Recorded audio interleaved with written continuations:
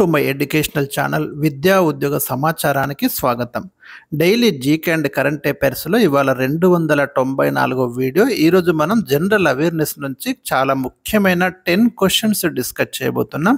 ఇలాంటి latest important updates కోసం ఛానల్ని తప్పకుండా సబ్స్క్రైబ్ చేయండి, వీడియోను లైక్ చేయండి, మీకు డైలీ అప్డేట్స్ అయితే మరి అందుతుంటాయి. ఈరోజు క్వశ్చన్ నెంబర్ 1, బీపీఓ విస్తరించండి. దీన్నే మనం బిజినెస్ ప్రాసెస్ అవుట్ సోర్సింగ్ అంటాము.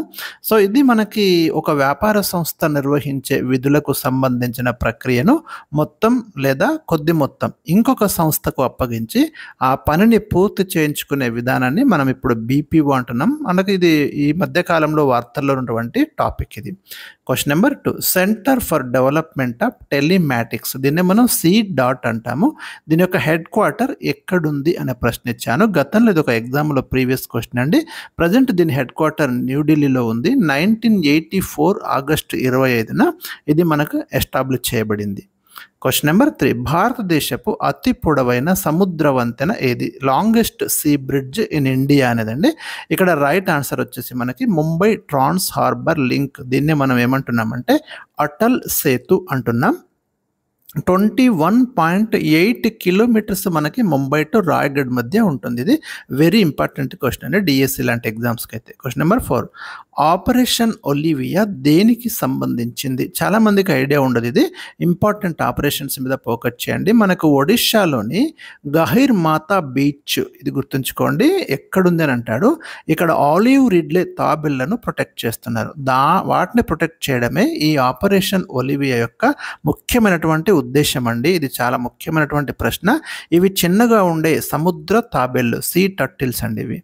క్వశ్చన్ నెంబర్, ఈ తాబేలు మనకు దక్షిణ అమెరికా నుండి బ్రీడింగ్ కొరకు ఈ బీచ్కు వస్తూ ఉంటాయి. క్వశ్చన్ నెంబర్ 5, భారతదేశంలో మొట్టమొదటి ఎలిఫెంట్ రిజర్వ్ ఏ రాష్ట్రంలో ఏర్పాటు చేశారు?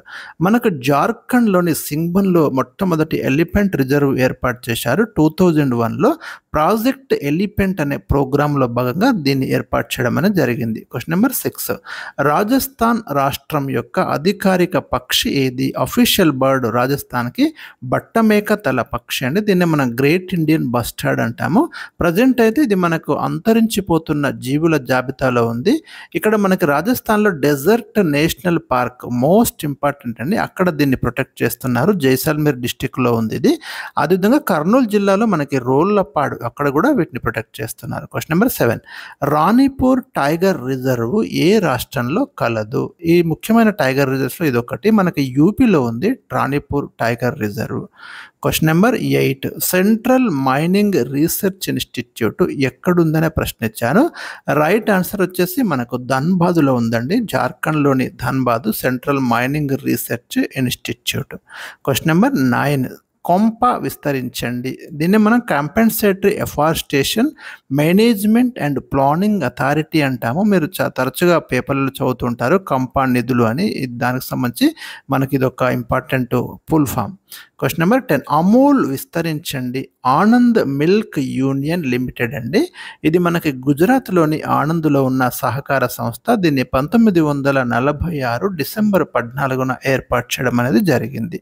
ఇవి ఈరోజు మనం డిస్కస్ చేసిన ముఖ్యమైన 10 క్వశ్చన్స్.